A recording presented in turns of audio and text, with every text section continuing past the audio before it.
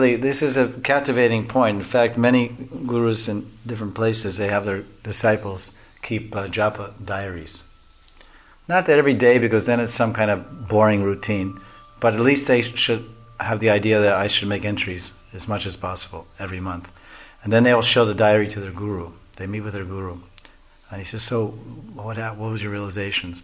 So the idea of requesting the disciples to maintain a diary, a japa diary, is that it forces them to be a little thoughtful, at least about the holy name, because I have to show my homework to Guruji at the end of the month, and I better scribble something down there, and it better be something related to the holy name.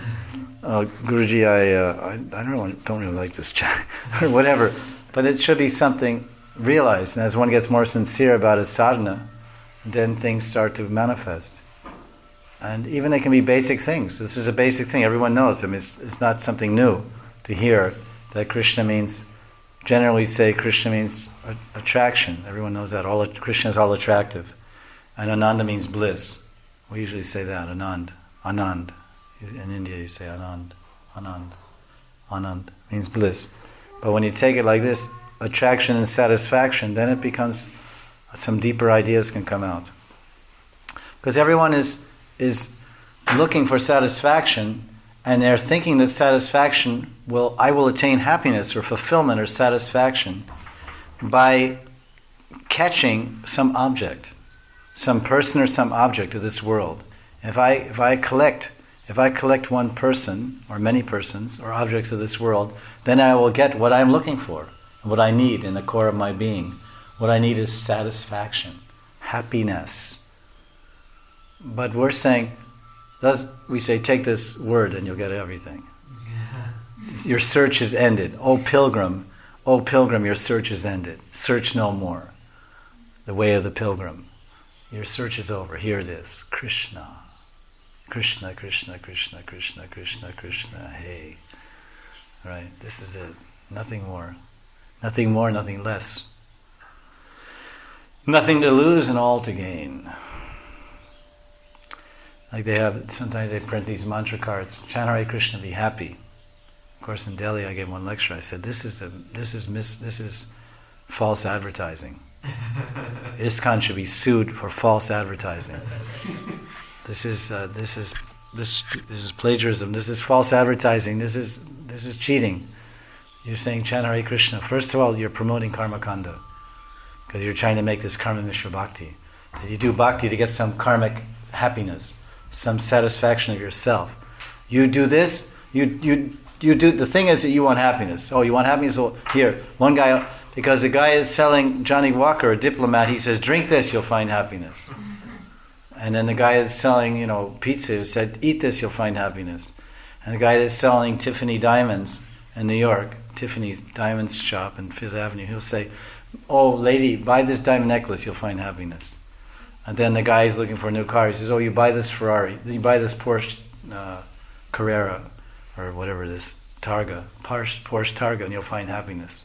So everyone's trying to sell happiness in different ways. But so we're doing the same thing. It's like Karma Mishra Bhakti. Oh, well, we have a new way. We'll give you. You want happiness? Yeah, get your happiness. But chant Hare Krishna, be happy. So this is not really correct preaching. I said we should print a mantra card that says, chant Hare Krishna and become miserable. Chant Hare Krishna and become unhappy, become miserable. Because this is a fact. This is true advertising. Because when you chant Hare Krishna, you become miserable. You realize, I'm a wretch. I'm a lumpat. I'm a dirt. I'm the lowest of the low. I'm the fallen and sinful and wretched. And I'm just simply a creature of habits and sinful and addicted to all wrong things and wrong ideas and wrong desires. And there's nothing good about me. I'm just an emporium of bad qualities. And so then you become miserable. You think, oh wow, woe is me, what a terrible thing. But then we hear from our sadhu mahajans and gurus, but there's a great prospect. There's a great prospect that you can actually realize yourself, and yourself is beautiful. Anandam rasam sarupam.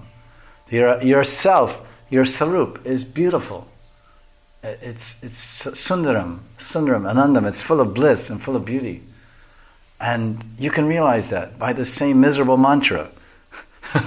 By chanting the same miserable mantra, this mantra which is submerging you in misery, and which is covering you with which is revealing to you all your horrible